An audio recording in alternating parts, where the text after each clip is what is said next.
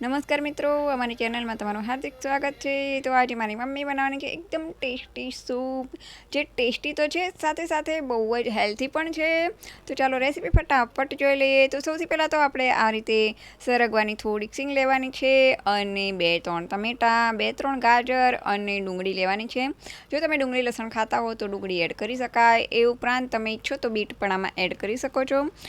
તો હવે બધી વસ્તુને બરાબર ધોઈ અને આ રીતે મોટું મોટું સુધારી અને કુકરમાં એડ કરી દેવાનું છે। ટમેટાના ફક્ત 2 જ કટકા કરશો ને તો પણ સરસ રીતે બફાઈ જશે। તો બધી વસ્તુ એડ કર્યા પછી આપણે એમાં 2 કપ જેટલું પાણી એડ કરવાનું છે, વધારે નથી કરવાનું, નહીંતર બધું ઉભરાઈને બહાર આવશે। એટલા માટે ફક્ત 2 કપ જેટલું પાણી એડ કરી અને કુકરનું ઢાંકણ બંધ કરી અને 2 થી 3 સીટી વગાડી લેવાની છે। 2 સીટીમાં પણ આમ તો બફાઈ જ જશે બધી વસ્તુ। બફાઈ જાય ત્યારબાદ તેને થોડુંક ઠંડુ થવા દેવાનું છે। ઠંડુ થાય એટલે એમાં બ્લેન્ડર ફેરવી દેવાનું છે।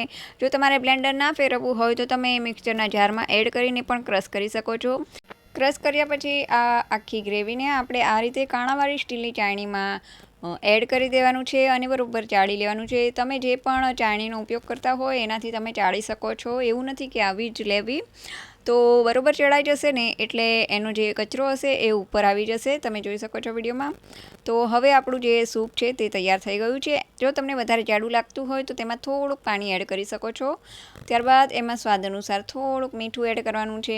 હવે થોડોક જીરા પાવડર એડ કરવાનો છે। ત્યારબાદ જરૂર પૂરતી ખાંડ પણ એડ કરવાની છે, જેનાથી ટમેટાની ખટાશમાં ફેર પડી જશે અને ખટાશ મીઠાશ બધું મિક્સ થઈ જશે।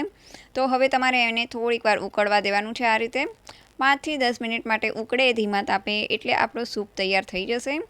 અને ઉપરથી તમારે ગાર્નિશ કરવું હોય તો કોથમીર ઉપરથી ભભરાવી શકો છો। અને જો તમે ઓલા ટોસ્ટના તળેલા ટુકડા પણ આમાં એડ કરીને સર્વ કરી શકો છો। તો ચાલો આપણો સૂપ બરાબર ઉકળે છે ત્યાં સુધી જો તમે અમારી ચેનલમાં નવા હો તો સબસ્ક્રાઈબ કરવાનું ભૂલતા નહીં અને વિડીયો ગમે તો લાઇક અને કોમેન્ટ પણ અવશ્ય કરજો। તો ચાલો આપણો એકદમ ટેસ્ટી અને હેલ્ધી સૂપ તૈયાર છે। એવું નથી કે આ બધી વસ્તુ શિયાળામાં જ મળે છે, હવે તો 12 માસ બધી વસ્તુ મળતી જ હોય છે। તો તમે પણ ચોક્કસ ટ્રાય કરજો અને મને કહેજો કે કેવો બન્યો છે સૂપ। તો ચાલો હવે આપણે ફરી મળશું નવા વિડીયો સાથે, નવી વાનગી સાથે। ત્યાં સુધી બાય બાય।